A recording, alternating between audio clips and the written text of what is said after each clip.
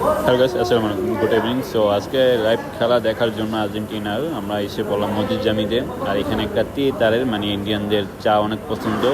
তো এখানে একটা অনুষ্ঠান চলছে, আপনারা দেখেন। আমি শুরু থেকে স্টার্ট করছি, তো কিছুক্ষণের মধ্যে দেখবেন এখানে অনেক মানুষ এসে পড়লো। চাও ফ্রি পামু, সব কিছু ফ্রি। আর এখানে দেখেন একজন মেবি মনে হয় মালায়ও হয়, তামিল গানে নাচতেছে।